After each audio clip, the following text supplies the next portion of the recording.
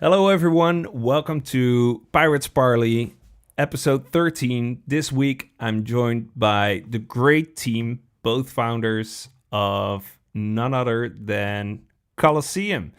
Give a big round of applause for Matty and Clay. Yay! Hey guys, Hello, hello. How are you guys?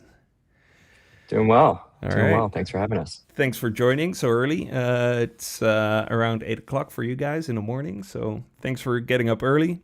If you're watching live, please make use of the chat. There we go. First, people are coming in. If you have questions to the Colosseum crew, make sure you ask them. And let's start with introductions. Matty, can you quickly introduce yourself or take your time to introduce yourself? How did you came to this point in your life? Oh wow, I guess to go back to where I met Clay. So after college, I worked at a company called Square, and Clay and I met there. I think on like the first day, and because we worked on the same team. And so I was in San Francisco, working there for a bit. Got into crypto around that time, and then Clay and I left once kind of Ethereum was taking off in 2017. We worked at a company called 0x, which was building the first kind of the first decentralized exchange infrastructure. Worked there for a couple of years, and then when around when Solana went to mainnet in 2020, I left to go be the head of growth at Solana Labs, and helped kick off, among other things, the hackathon program, which Colosseum has kind of carried the torch forward on that, and we've raised a venture fund around it. And happy to talk about the current hackathon frontier. But I'll let Clay introduce himself as well. Yeah, the beauty of our introduction is that you kind of get a 2-for-1 in terms of most of our professional careers. We've been following each other around for the last decade, and so not too dissimilar to Matty. The only I think difference in sort of our trajectory is that when Matt left 0x Labs to go to work for Solana, I joined a generalist venture fund based here in San Francisco called Slow Ventures. And I helped to lead all their early stage crypto investing alongside one of the partners there, Sam Lesson, who had made one of the first investments, institutional investments in Solana. And so, serendipity and fate obviously played a role in bringing Matty and I back together. But, from the first hackathon that he ran all the way through to launching Colosseum, I was a judge, and then obviously when we came together with Nate to start things, we've just continued that on, and so it's been a lot of fun, and it's always fun to start things with your friends. So, are you guys like real life friends? Do you guys hang out together? Because I believe you do live in the same city. Like, are you like a non-married couple, or are you guys like just business and occasional? They say that most venture partnerships last longer than most marriages, and so to some degree, I think that we're closer than most would be in a working relationship. Nate, our third co-founder, and I were in Matt's wedding several years ago, and so life and work obviously blend together, and it makes it easier too when you have that inherent trust with one another in terms of making decisions around what to do with the company as the world in crypto and Solana is evolving around us, but also when trying to make the hard decisions, there's implicit trust in what each of us is doing and thinking in our perspective, and so works well. Very nice. So, Matty, you told me that you started at Solana Foundation, launching Colosseum, or doing the hackathon thing. Why did it get separated, and how was that process? Breaking off from Solana Foundation, or is it still very much connected? So the only connection we're an independent organization now. The only connection right now is that we obviously run the hackathon for the Solana Foundation, as well as the broader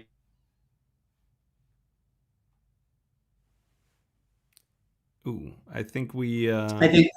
Oh, Sorry, go for it. no, I had a bad connection real quick, but I think it resolved. Sorry. Yeah. No worries. So yeah, how Colosseum I guess started was that so we were running these hackathons at the foundation for a couple of years, and it just became clear that most of sort of the best teams and founders were getting their start in these competitions. And when we sort of ran the numbers, it was something like 85% of all VC-backed startups in the Solana ecosystem over the course of its life had started in the hackathon. So it was obviously just a really important funnel for attracting not just developers into the ecosystem, but actual people who are going to build startups that filled up sort of demand for block space. And so it was like 2023, and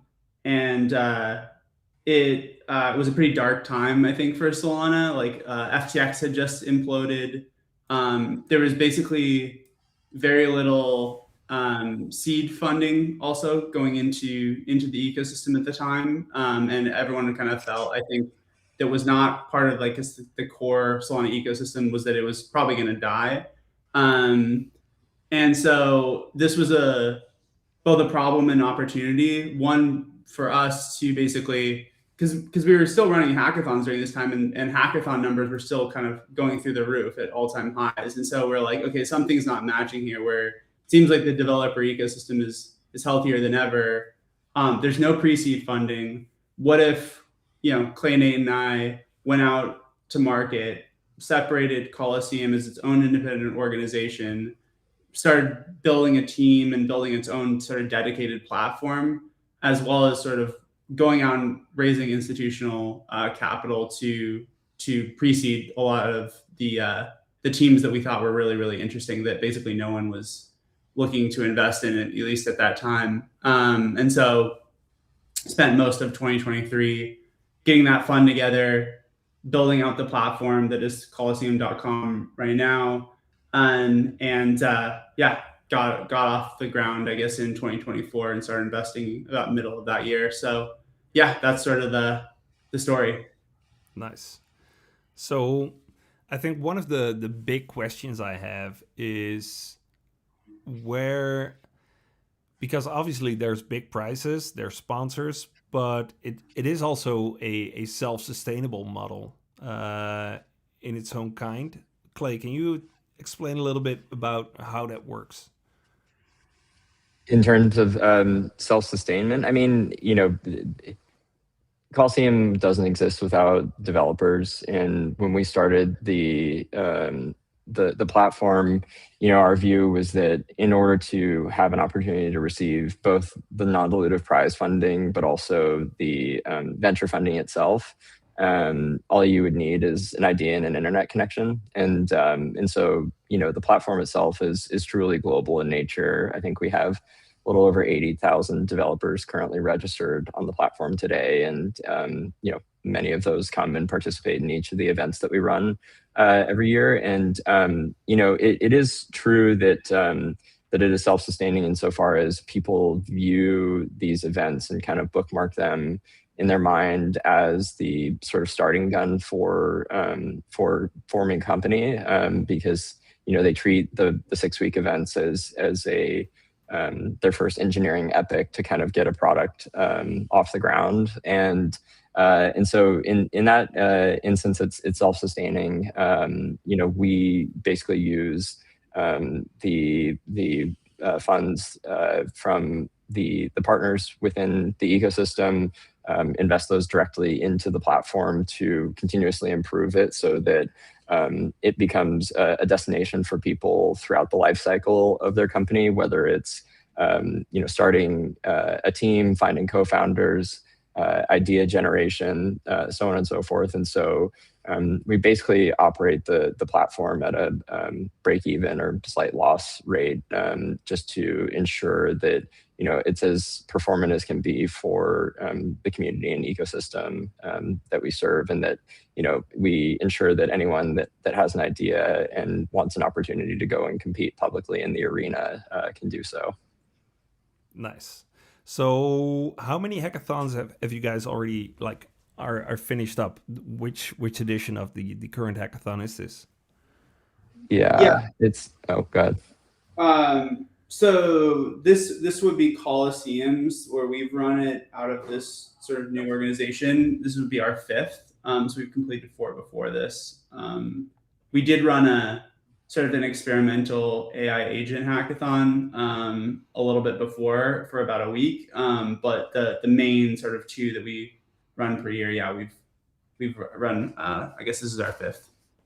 Yeah, but I think that that's a little bit of a misnomer in terms of we, no matter what time of day or year it is, we are always running a hackathon because basically our model is that we have sort of two key tentpole events where we partner with the foundation around running them. They have their own branding. This one's called Frontier. But in between those, we run a self-directed, always on perpetual hackathon called Eternal, where, because it may be the case that someone has an idea to start something separate from sort of the two 6-week windows that we have every year. And so on the platform today, you can go, well, not today, it's currently turned off, but as soon as Frontier concludes, you can click a button and that starts a 4-week countdown where you run basically a self-directed hackathon for yourself. And then we evaluate those on a rolling 2-week basis. So there's always an opportunity to hop in and start building. Nice. I didn't know that. Yeah. So there's like an actual. There's always something to do, even when there's nothing running on the Colosseum website. Yeah. So this program that Clay's talking about, Eternal, that turns on in between these two major hackathons that we run each year. And I'd say about 10 to 15% of our accelerator batches, the teams that we're actually investing in, have come from that program, as opposed to the two main ones. So it's an area that we're still sort of experimenting with to see kind of what's most effective. But it helps us basically.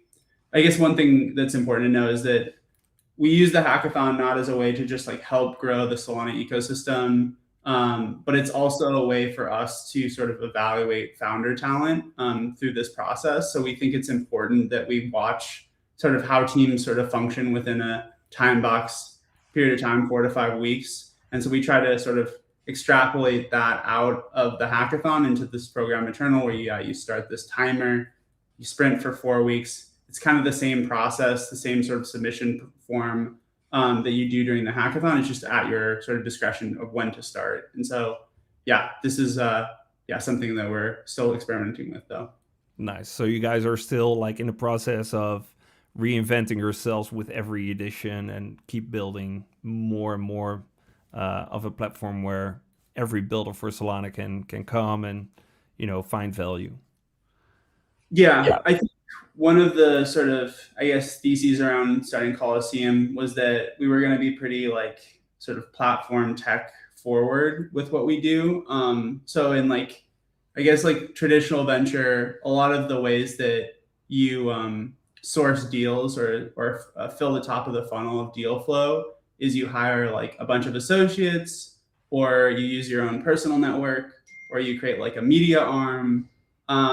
For us, we wanted sort of this Colosseum platform through the hackathon, through things like Eternal, through some of like the features that we built, like Copilot and some other ones that we're going to be releasing soon, will help sort of fill the top of the funnel and attract developers globally into sort of our net of evaluation. And so, the platform is constantly evolving. This is pretty core to what we do in our business model as a venture fund. All right, really nice. If you allow me, I already have some questions from the people who are checking in. Wigby from the Netherlands is asking Matty if he enjoyed the stroop waffles. Some of them are a little bit sweet. I'm not a big sugar guy, but I did enjoy when I was at Breakpoint the waffles. That's Nice. a great food item. I was actually one of the people that invested in the the batch of stroop waffles. Like several big boxes came. One question, I'll shoot it towards Clay. You guys checking out new builders too? I saw someone else building something crazy, innovating. I guess the answer for that is yes. Another one for Clay. Then in that case, how many Eternal hackathon participants have made it into the accelerator program?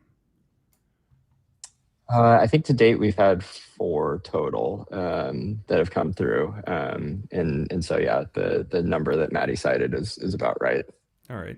So for those who don't know, tell us a little bit about what the accelerator program is, what it does, what it means for builders, and how they, Mm. would be able to join that. Yeah, the builder and accelerator program, is just a natural extension of the hackathon itself, where we kind of view the accelerator program as running for 12 weeks. In terms of the hackathon is sort of the first 6 weeks, and then you come in and work with us for the remainder. And the real focus is to continue building. That's the number one thing that we urge teams to do, because especially in the age of AI and how fast the market can move, even by crypto standards, like distribution and finding users and finding people that are, you know, going to be talking about your product consistently is the number one way to differentiate yourself. And so we really designed the program around that sort of core tenant. And so what we do is we bring all the teams into this office in San Francisco that we actually just opened in January.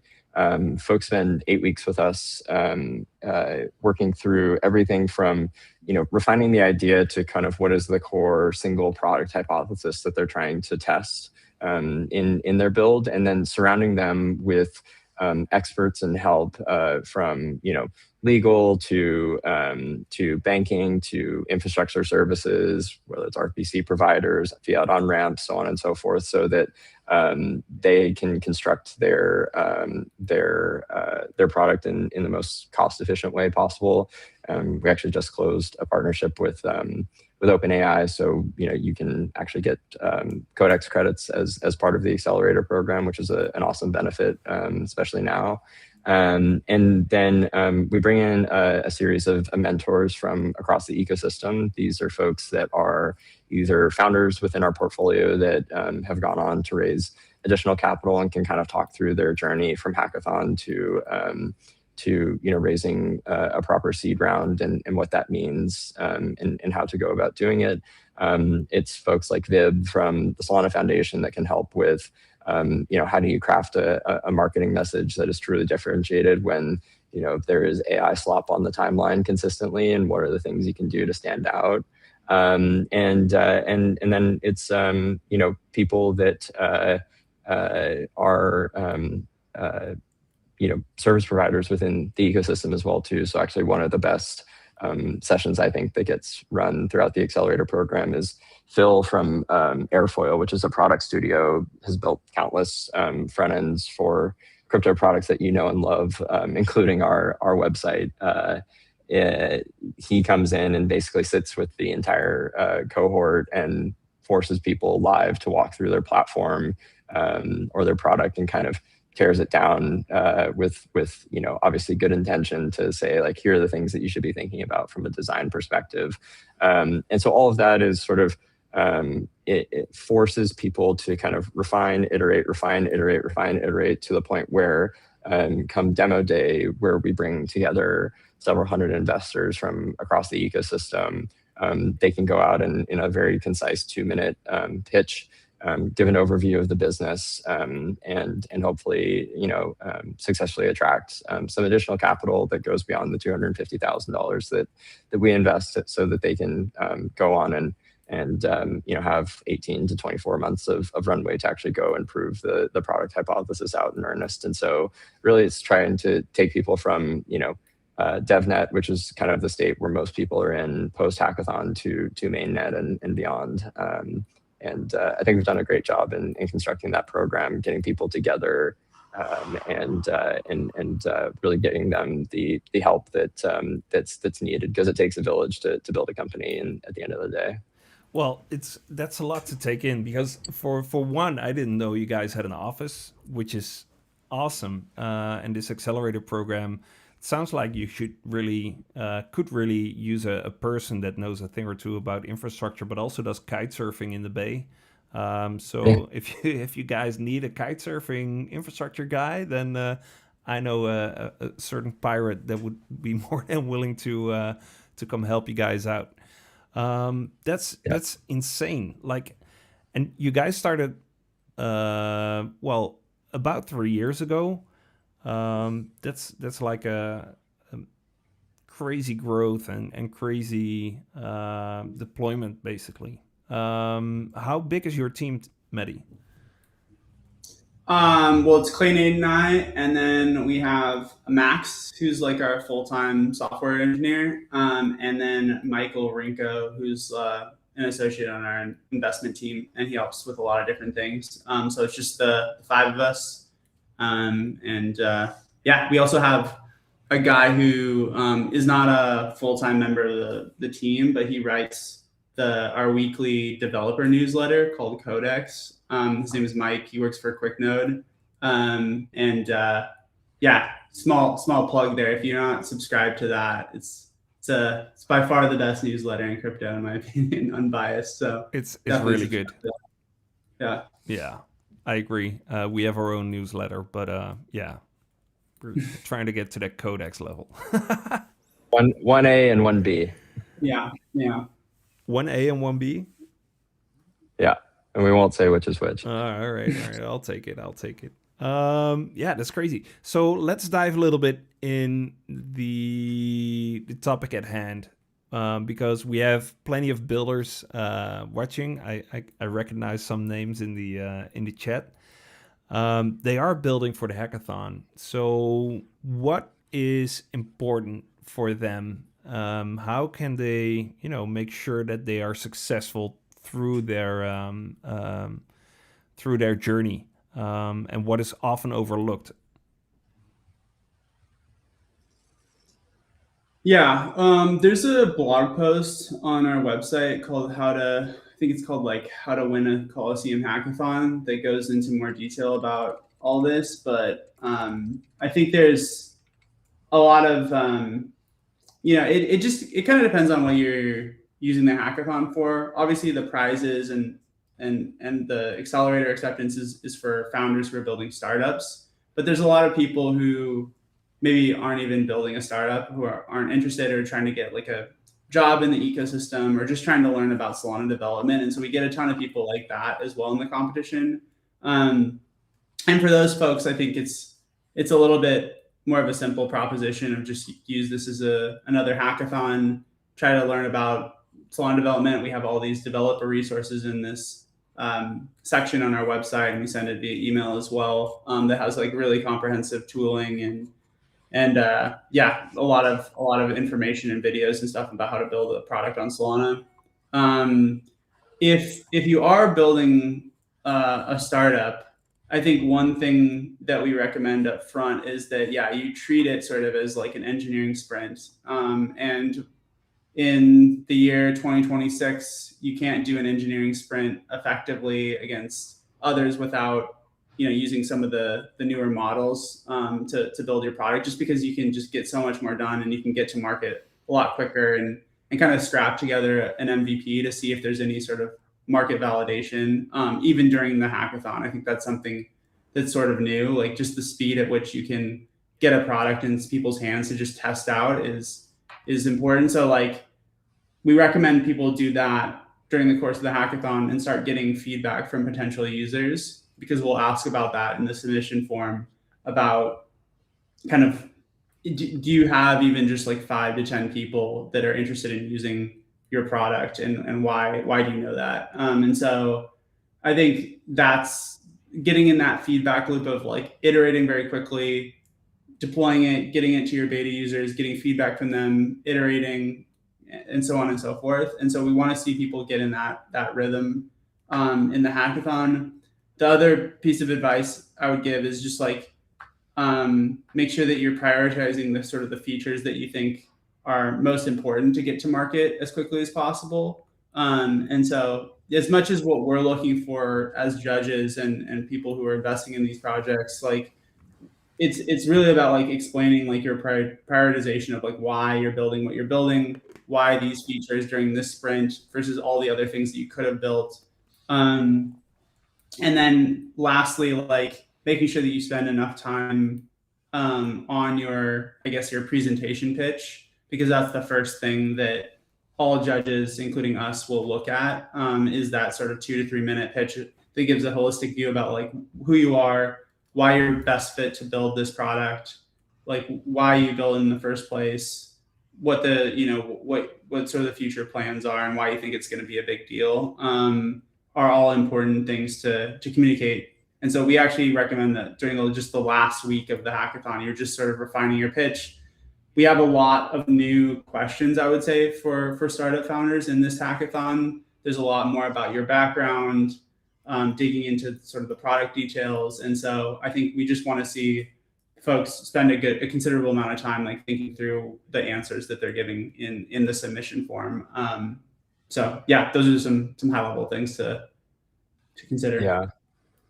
And maybe I could add two very tactical things. One is before you even open up like an instance of Claude Code or Codex, we have a new tool that I'm really excited about that Max on our team launched called Copilot. You can see it now, colosseum.com/Copilot.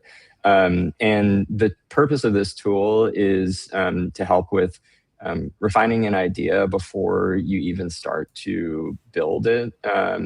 And what Copilot has done is basically taken the entire corpus of data of every product that we've ever seen submitted to our hackathons, the GitHub repos, the code base, the presentations, as well as layering in a bunch of existing research and content from across the internet, whether it's academic papers by folks, economists like Robin Hansen around like prediction markets, Nick Szabo's entire blog post series, really anything that could touch, a possible on-chain implementation. That tool is used. It should be used as sort of a way to refine an idea and comp it against things that have historically been built to really try to find sort of a novel approach to take.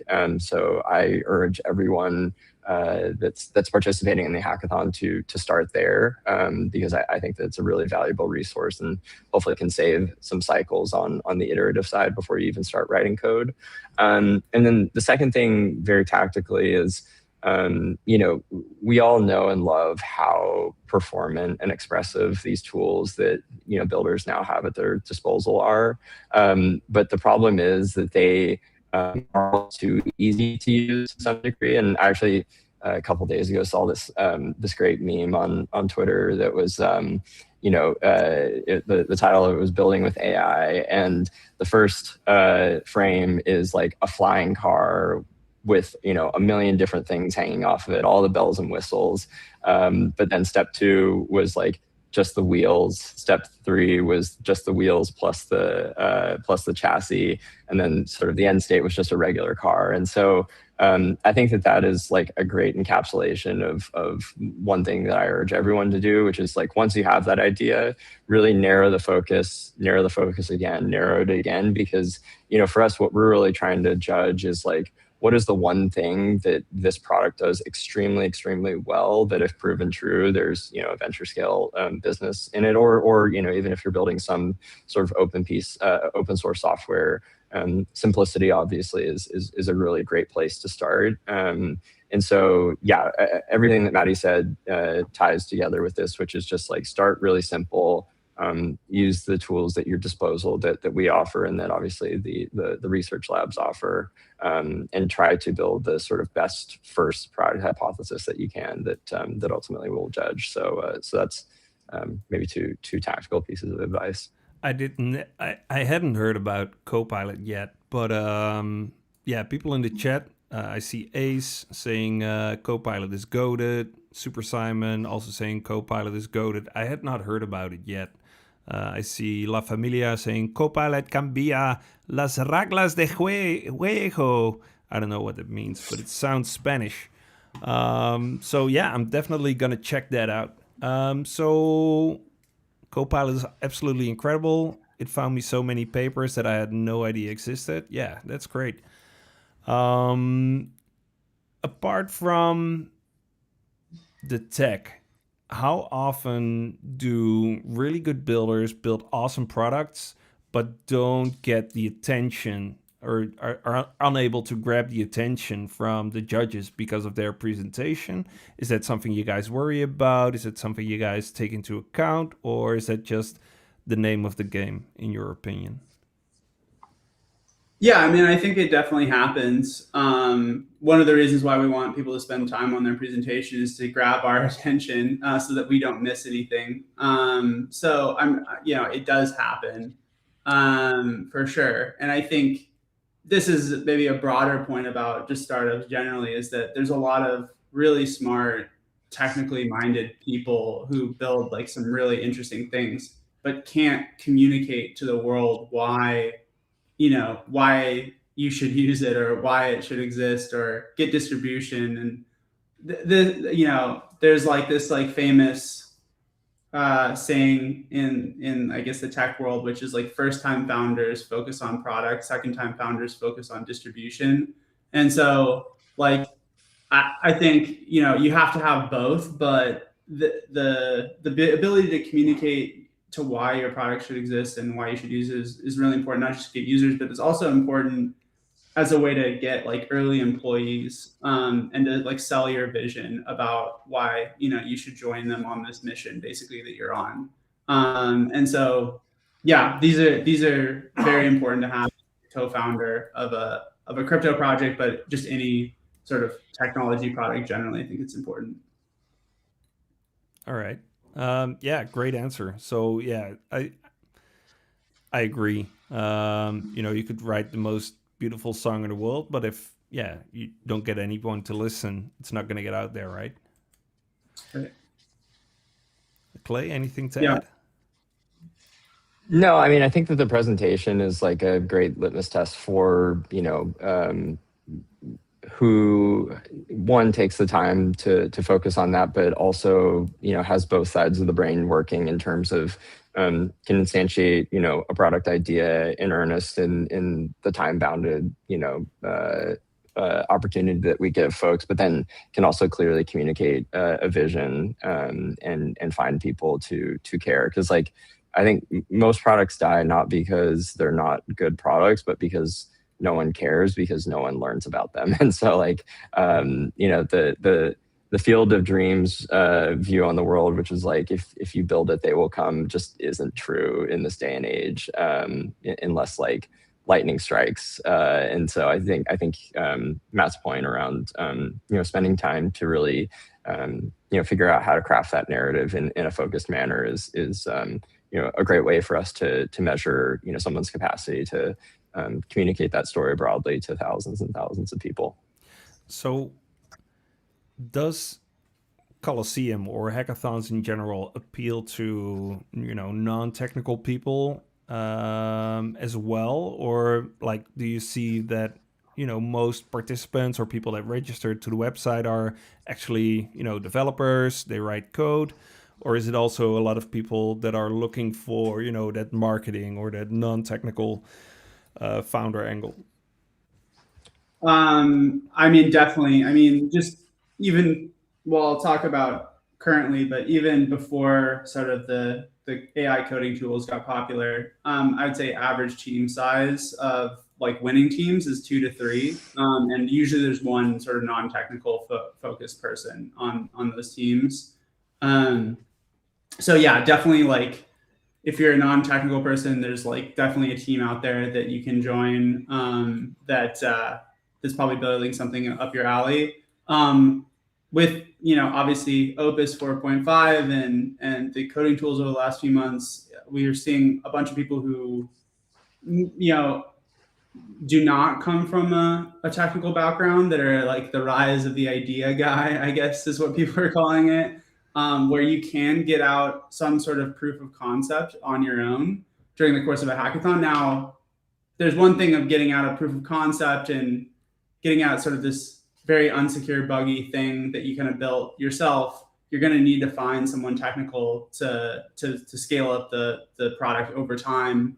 if it is in demand. But I think more and more you'll see people go to market with, just some sort of vibe coded, product that is getting some demand, and then they hire in engineers later. And so I think the hackathon is actually an amazing point that, people can use to get something like that to market without a technical background. So yeah, I think maybe that's why I think we're over 10,000 registrations, which is like by far the most we've had at this point, of any hackathon. And I haven't dug into the data exactly, but I would imagine one of the reasons for that is that there's just a lot more people that can basically software engineer an MVP.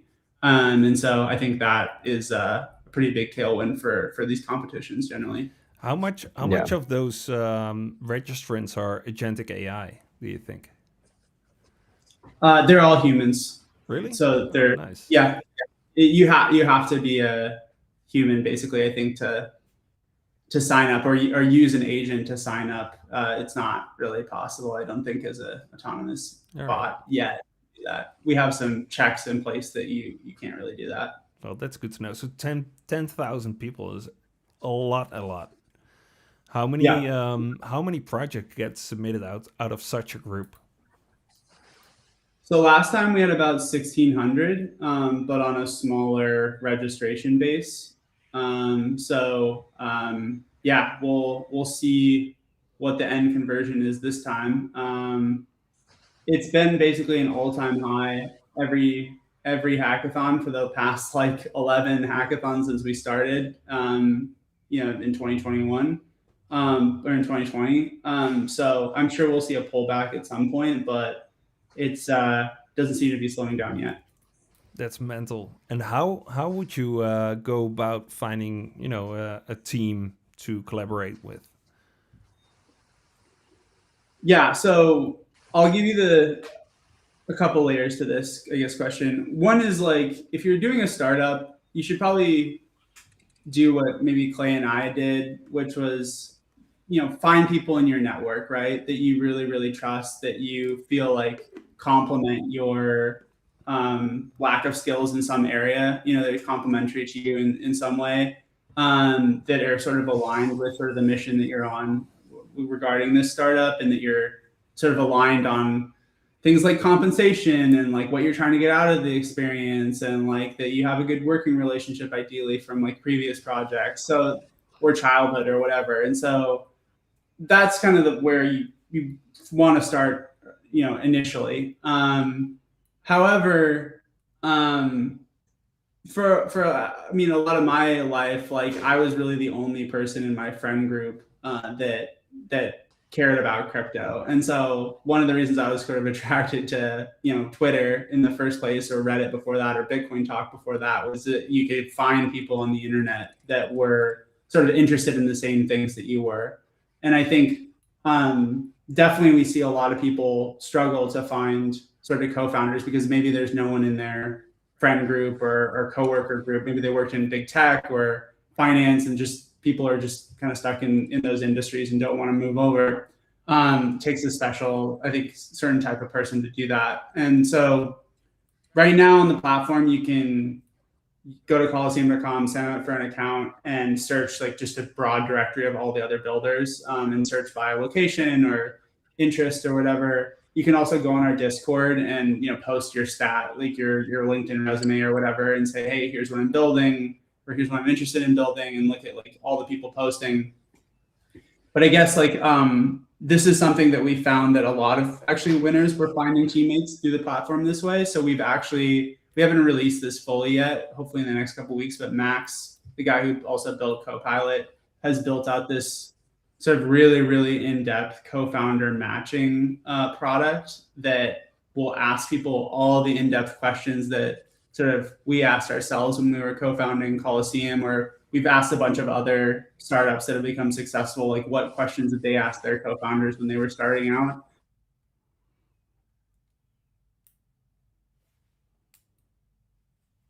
I think we lost the connection for a little bit, but I hope you guys are back. Max maybe cut the stream because he didn't want us to talk about this yet. But yeah, basically to get to the point, we're releasing this product soon, hopefully the next week or two. All right. That will give people a much more in-depth way through the Colosseum platform of finding a potential co-founder to experiment at least with the working relationship during the hackathon. But if it works out during the hackathon, they can carry on after. So. All right. Amazing. I want to touch up on some comments from the people watching live. Super Team NL Netherlands says they should check out their local super team communities too. Yeah, I think super teams are great for meeting people that are in your same location, as well as Monkey DAO meetups. Those are if you're close to a Monkey DAO community as well, definitely check those out. Those are fun, they are engaging, and they're paid for as well. Let's see. A question that came in earlier. What was the wildest pitch you have ever seen? Let's get that one to Clay. Oh man. I mean, in the thousands of submissions that we get, I like to say we support all God's children. And so we get everything from like high schoolers in Malaysia who this is their first time ever building something with a computer, all the way through to like people that have worked at traditional tech companies. We did get one submission from a woman whose pitch video was taken on a toilet while smoking a cigarette, and so that's probably the wildest one that I've seen. Maybe to have one that's actually useful in the abstract. So I would say by and large, folks in Japan, I don't know what's in the water there, but they just have some of the most creative ideas. And there was a product, and I'm going to mess up the name of it. I think it was like Unukuman, or Matt, help me if I'm saying it wrong. You're probably butchering the pronunciation. But the product was it was basically the headline was proof of poop, which is basically the app was you go to the bathroom, you take a picture of your business, and then you get rewarded for doing that. And it seems kind of silly in the abstract, right? Of like we've had walk to earn, we've had sleep to earn, now we have poop to earn. But the intention of the product was actually pretty interesting because they were partnered with a university and I think hospital system in Japan to basically find a really efficient way to crowdsource data of fecal matter so that it could help with basically building out this visual AI model for diagnostic purposes so that you could more efficiently diagnose colorectal cancer, because with colorectal cancer, if there's blood in your stool, that's sort of a leading indicator of you having it. And so the more data that you have, the better the model can be. And so there was actually like a very sound and exciting medical purpose for it, but the app itself was pretty funny, just in terms of the submission. So I guess the through line in silliness is people on the toilet, weirdly enough, in terms of the craziest things that we've seen. Rate my poo, but with a medical reason. Yeah, exactly. Training LLMs to detect. It's pretty cool, actually. A really good question from another builder, if you allow me. They are building an MMO RPG on chain, I think, and expanding during this hackathon. Do we have to put out the entire source code of game into the repo, or only the files that have been modified during the hackathon? Also, anything specific that game-related projects should look out for when building for judging? Gaming is dead. Long live gaming. Yeah. So at a high level, you can. So for the purposes of judging, like we need to see sort of like the holistic picture of like what you're building. So you don't need to like open source all of your code to everyone, but you need to at least give the judging account, which we have instructions in the submission form, access to your repo so that we can evaluate it. So that's one thing. So we do need to see sort of the holistic view of the project, both technically and non-technically. For gaming specifically, so I think gaming famously or infamously on Solana has like not, and in crypto generally, has not been a lucrative or a category that has found a ton of product market fit sustainably. And I think one of the reasons for that is that people sort of think about gaming in the sense of just like, oh, I'm going to build like a traditional game and add NFTs or add some sort of gaming marketplace or add sort of like permanence of or provenance of gaming items or something like that. Like I think famously, like, you know, Vitalik said he started Ethereum because his Warlock got nerfed by the developer company, right? That was really, and he was like really pissed about that. And so I think that was like sort of what I guess what VCs call a tar pit, which it sounds like a good idea, but actually has not produced anything interesting. It's kind of been a trap. So I guess my advice and my current thinking on the gaming world is that fundamentally crypto is a financial technology and it unlocks sort of new markets that couldn't exist before. And so if you submit your game to the hackathon, or if you're just thinking about how to integrate crypto, you have to think about it in terms of like financial sort of use cases about like, what does this technology give the game that I couldn't get just using Web2 technologies? And so I don't exactly know what that is. I think a lot of the games maybe need to be fundamentally finance games. I think one thing you hear about is just like Pumped Up Fun is kind of a game in itself. It's like a consumer game, and there's like all these sort of players, and there's like bots, and there's this whole ecosystem of ways to kind of play the game. So it's a more meta game in that sense. Like crypto trading maybe itself is sort of a meta game.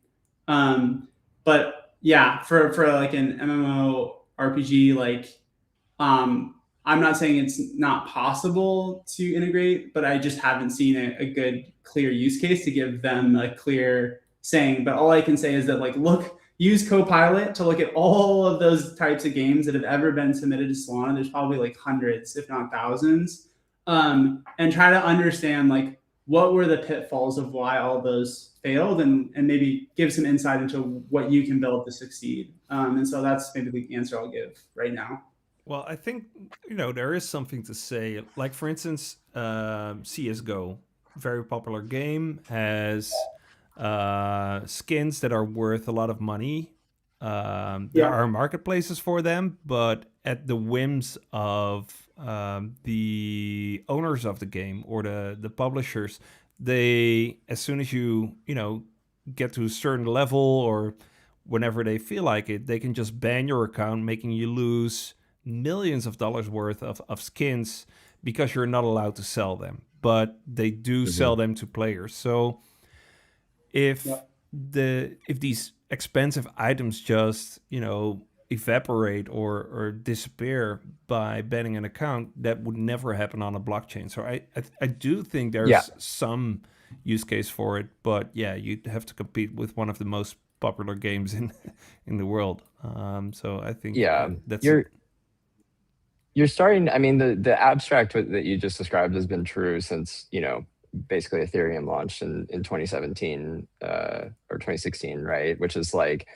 vibrant, open, permissionless marketplaces for things like skins should exist, right? And I think that you're starting to see the Overton window move in that direction. There's been obviously this really public fight between the Fortnite corporate entity, Epic Games, and Apple around sort of the 30% tax that the App Store is taking on their revenues. And so one vision of the world is just a series of closed marketplaces that are specific to the game titles or series of games that are contained within them. But the other is that there is sort of an open marketplace that can exist, that has standardization and obviously interoperability between skins and games and the like. I think the fact still remains though, and I think Matty put this well, which is like, you have to build a game that's fun, that people want to play. And I think crypto is not the point, but rather a feature. And I think if you can sort of prove that initial piece out, then you kind of earn the right to instill or force the vision of sort of open permissionless marketplaces out there into the world. But I think you first have to get people to care, and to get people to care, you need to build a game that people want to play, and that standard is high, just given the fidelity of games that exist in traditional Web 2. And so it's always been the case that like this abstract around open marketplaces is obviously better for many reasons, but yeah, you need a series of games that are exciting to actually bring that to bear. Yeah, and that's the real challenge, right? Yeah. We're already 51 minutes in. Let's bring in one more question for Matty this time then. Are you guys bullish on creator monetization platforms using crypto payments like OnlyFans, but through crypto? Maybe the person asking this question is hiding something from the mutual bank account, or are you guys mainly focused on DeFi solutions? Not about the OnlyFans competitor specifically, but I think we're generally open to any and all sort of ideas. I think you just have to. I think this is another advice for people who are submitting. You have to just teach us about why in the presentation about why this is such an important and juicy opportunity. Why maybe the opportunity exists, like all the research that you've done. Like if it's a gaming skins marketplace, you have to convince us like the creators of CSGO are just systematically like destroying value and hurting users in a very big way. That's very obvious to thousands and thousands of players. Or OnlyFans creators are getting hurt in this very specific way that it's very obvious that if we build this new platform that's sort of crypto enabled, it's going to solve all of these problems, and there's a very clear path to migrate all of those users to our platform, or to sort of lower the barriers of entry. I think this is another thing that crypto does quite well, is that like it sort of lowers the requirements, financial or otherwise, to participate in sort of a marketplace or a new platform globally. And so you have to have a very convincing sort of argument about the research that you've done that presents this opportunity. And you have to teach us about it, because we probably don't know that much about all these different things that people are interested in. And so, that would be my sort of recommendation if you feel very confident in sort of the project that you're pursuing.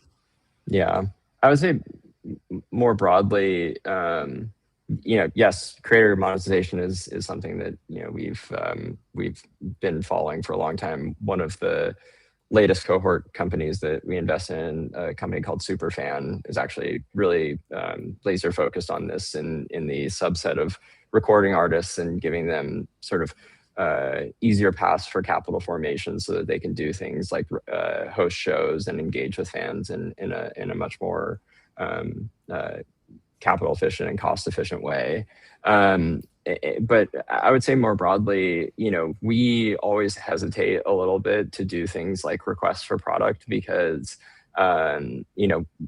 the beauty, and I think why we have some of the best jobs in the world, is like every few months we get to sit down and see what the collective hive mind across the globe, across thousands and thousands of developers, is thinking about. And I think some of our best investments have been the ones that surprise us, that like in a vacuum we would have never come up with as a team. Like we obviously have a perspective on like the market and things that look like things that we would invest in, but I think the serendipity around seeing a hackathon submission and it totally altering our perspective on how the world is going to form in the future is the type of thing that we like to see. And I think that's evidenced by one big change that we're making for Frontier, which is, historically with every single hackathon, we've basically defined like 5 to 7 different categories that people build towards, whether it's DeFi, gaming, infrastructure, payments, so on and so forth. And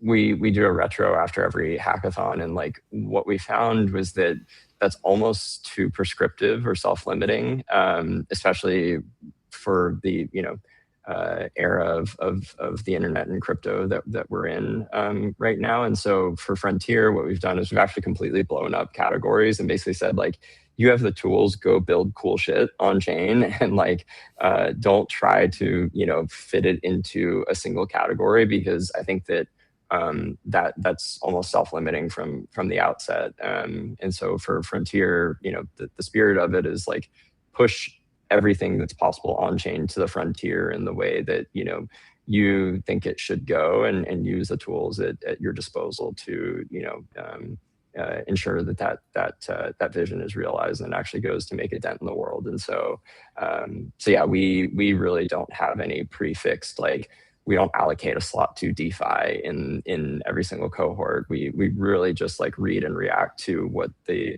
developer ecosystem brings to bear every event, and try to make our best guess at which one of these are going to actually have a chance at defining the future. I like it. Great answer.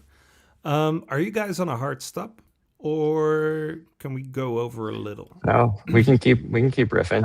All right. I have a couple more minutes, but I have a hard stop. We haven't touched religion or politics yet, so if we want to get into that, we can do that. Well, talking about religion, then in that case, Jack Napier asks, are you expecting to see many post-quantum crypto submissions? Ooh. It is Matt, you want to put on your Nick Carter hat on?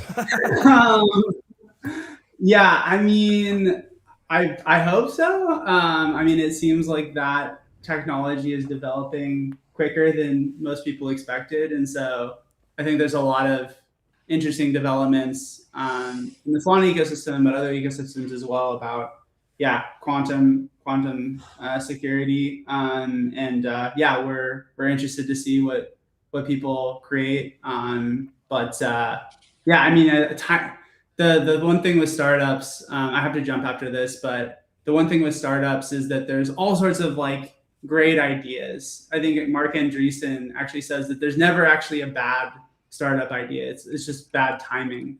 And so the thing with quantum and some of these like farther out technologies is like, you don't know when, at what point there's going to be PMF. If you're becoming extremely quantum secure, but that's not actually needed for many years from now, the startup may die before it actually gets needed. It's going to fade.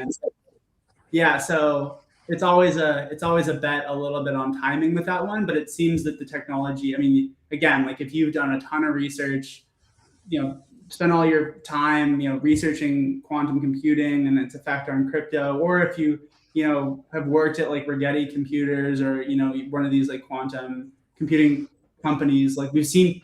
Actually, I think the founder, I don't know if you guys remember, the creator of Blink's Dialect. That guy worked at Rigetti Computers, so maybe he has some insights. He's a previous hackathon winner, so maybe ask him. But yeah, I think that's always a timing question. But if you have conviction, yeah, probably good submission. All right, let's wrap it up. Next week I have Bill from Unruggable. Is there anything from you guys that I should ask him? A spicy question, if you will. Spicy question. Or you can send it to me later. all you have to do with Bill is wind him up, and he'll just talk, and share, every single thing that he could possibly know about a particular topic, which is a lot. So I have one thing, I guess. So like Anthropic released this, or I guess they didn't release it. They announced that they have built this thing called Project Glasswing, Yeah. which is like very, very powerful model at basically infiltrating complex software systems. And so I'd be curious to kind of get his thoughts on, the implications of that for crypto protocols and even hardware wallets like the one that he's building, and just wallets generally. I mean, like, seems like this is a pretty big deal. And so that'd be it. But I actually have to bounce now to another meeting. So All right. appreciate Cool. you. Yeah. Thanks so much, Steve. Thanks for being Yeah. on. We'll see ya. Thanks for being on. I'm gonna go to this screen. If you made it until the end of this podcast, today is Wednesday, April 8th. So this is for the ones who are listening to Spotify. At Trident One, we arranged it in such a way that for a limited time, so for the coming week until Wednesday, April 15th, you can now self-onboard on our infrastructure, which is just as performant as, every big user or big protocol on Trident One uses. Same infrastructure for only $25 instead of the $125 prepayment. And the payment stays valid for a year. So if you expect to use $25 of high performance RPC infrastructure over the course of a year, now is the time to self-onboard through our website, Trident.one. There's a shameless shill right there. For now, thanks for watching or listening, and I hope to see you guys next week